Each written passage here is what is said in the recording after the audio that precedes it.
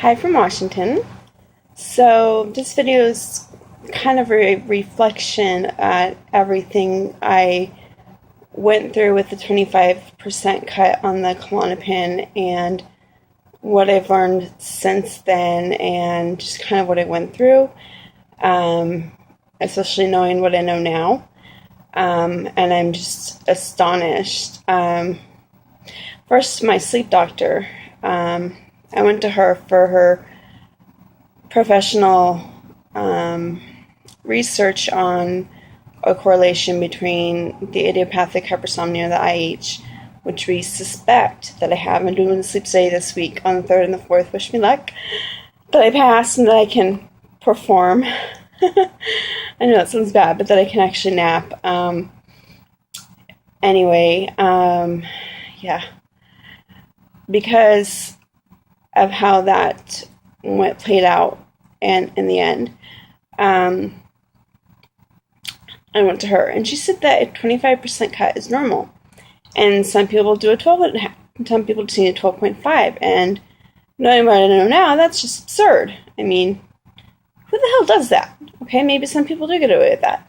Maybe they were on it short term, I don't know, but for me personally, that doesn't work. From what I'm learning from a lot of people, that's not normal. So, I don't know, maybe it's just me, or maybe my experience, maybe somebody else has done that in the past, but that's not a typical cut for people. What I'm learning is you want to stay like 6 to 8 or less than 10% of a cut each time you cut back. So that's what I've learned.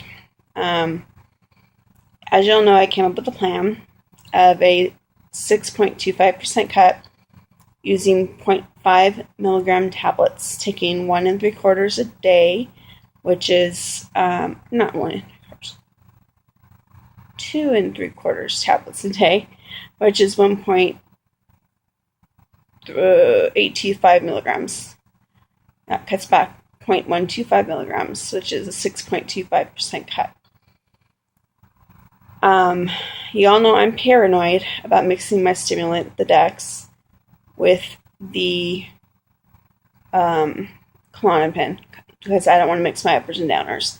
I'm paranoid about it, but throwing in withdrawal symptoms, I feel, is just a death sentence, and I don't want to do that. I appreciate everybody who's offered the idea of the Ashton and liquid taper. I truly do. I appreciate that, but I just do not feel that is the way for me to go. I want to do what I feel is best, and that is once a day dosage at night, away from the stimulants. So, this is what I feel is best. Thank you to Kyla for the schedule of every 2 to 4 weeks. Thank you to a friend who has been a confidant on here on YouTube, who I've messaged with, who's been a listening ear and given me feedback. I really appreciate it. I don't want to give you a shout out with personally your name, but we've been chatting back and forth. You know who you are. Thank you so much for your support and your help in listening to my off-the-wall questions. I greatly appreciate it, and I wanted to give you a shout out and say thank you for helping me go through the thought process of all this. I have until July 14th to get everything figured out and worked out, but so far I think I'm on the right track, so this is a good thing.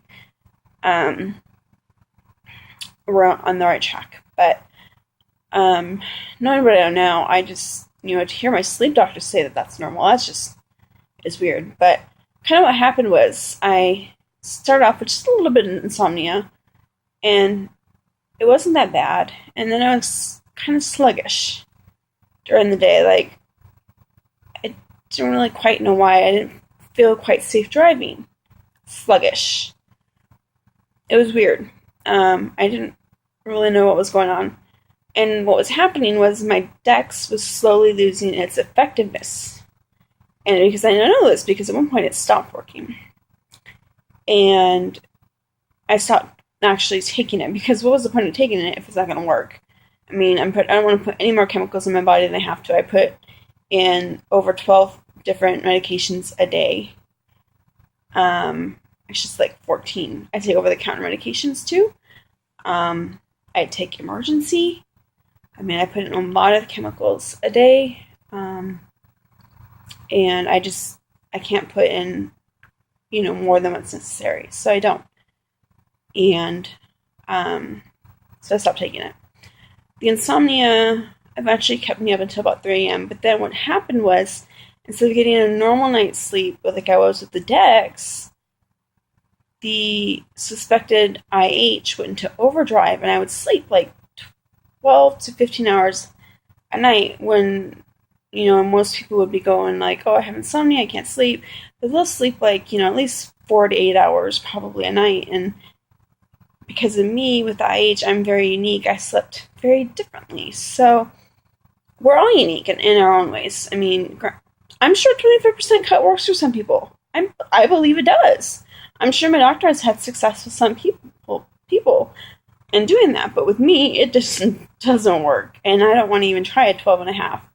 I'm going for something slow and steady, like a turtle, because of what happened. Just so many systems of my body were affected, and because of what I've learned from YouTube videos, from Benzo Buddies, from Ashton, from just people's experience. I'm learning and the Facebook support group page. I don't want to say the full name of it on here because it's a closed group, but they've all taught me very well. So I want to do a slow and steady taper because I've been on this stuff for over 5 years, or at least 5 years. So it's not like I just started taking it and it's been a few months or a year. It's been 5. That's a long time. I know people have been on it longer and they've had to do a slow study. And I knew this was going to be a long, drawn-out process. I knew this was going to be quick and easy. I wasn't expecting quick and easy. It never was. So, it is what it is. But the problem is when I have insomnia, I'm supposed to take Ativan. So that kind of defeats the whole purpose. I can't really rely on the Ativan to help wean me off the Klonopin, because that's just going to replace one benzo with another benzo, and that's defeating the whole purpose of this. So, anyway, I wasn't home when I made that initial video, 2 milligram of Klonopin versus idiopathic hypersomnia. I am, in parentheses, I wrote IH. It took me looking at the properties of the video to realize that I made that during the day, at 4:30 in the afternoon, about. Okay, I thought I made that at 1 or 3 o'clock in the morning, and I continued to think that for the longest time until I looked at the properties. And when I did that, I actually watched the video again and realized, holy crap, there's no way in hell I made this at night, because it would have been a lot darker, a lot different looking than it was. I just can't believe I didn't even realize that with watching the video even a few days later, that I still thought that. And I actually updated in the comment section that I actually made that video during the day. I was so out of it.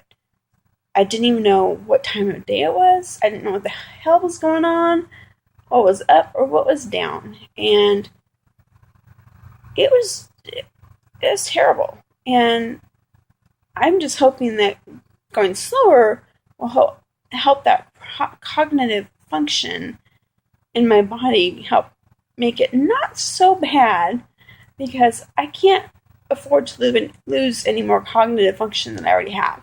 You probably notice sometimes I may say something at the beginning of a video and then repeat myself at the end.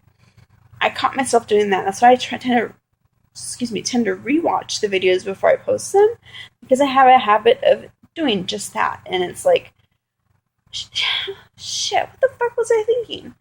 So, anyway, looking back, I realized that, that suspected idiopathic hypersomnia really has an effect on me when it comes to that, because the insomnia starts within the hypersomnia part of it really kicks in, and I wasn't home, so I actually had to get up and deal with certain things that needed to be done. And I had family that was around me and worried about me and concerned about me. Whereas if I was at home, I'd probably been sleeping 24/7.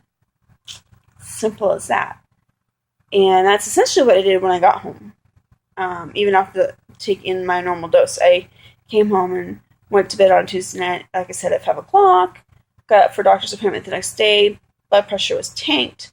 Pulse was pretty low for me. Came home, straight back to bed. Didn't even eat the next day. Got up the following day, which was a Thursday, I think, or a Friday. I don't even remember. And I took my Dex, that one in the afternoon, and I finally was awake and totally buzzed. I forget, when you first start taking the Dex after a break, you get a little more of a buzz than when you're taking it day to day. So it was a bit much. I was up for a long time, but I took a day off again because it was necessary. But it's dramatic. But I want to, thank everybody whose videos I've been watching. Say thank you. For those of you who have commented on my videos to say, hey, watch mine. Thank you for, linking me up with your video. I totally appreciate that because, I really want to learn as much as I can. I'm trying to be educated about this to go at my doctor full force and say, this is not normal. This is what is. And we need to go about this a little bit differently. And here's why, and yada yada. So, thank you for the support. Thank you for being a listening ear. Thank you for letting me vent. And everything like that. I really, really appreciate it. So, I just wanted to say, I'm reflecting back and saying I've learned a lot from all of you, from all the videos I've watched. And, by the way, Eric, your smoothies, I figured out some ways to make them on my own, and they are amazingly good. I just buy some frozen fruit and I stick it in the fridge, actually. So I'll make one every single day. If I could have them 3 times a day, I would, but I make them every day. I stick some yogurt in it, a little bit of apple juice to dilute it for easier to drink, and it's absolutely amazing. And unfortunately, I don't have a blender of my own yet, but I'm working on that. And they're great. So it's a start for me. I have a tiny food budget, but I'm working with what I have and doing what I can. So anyway, I just want to say thank you all for helping me out, being a listening ear, helping me vent, helping me get through this in whatever capacity you have. And I appreciate it. So here's from Washington. Thank you. Bye.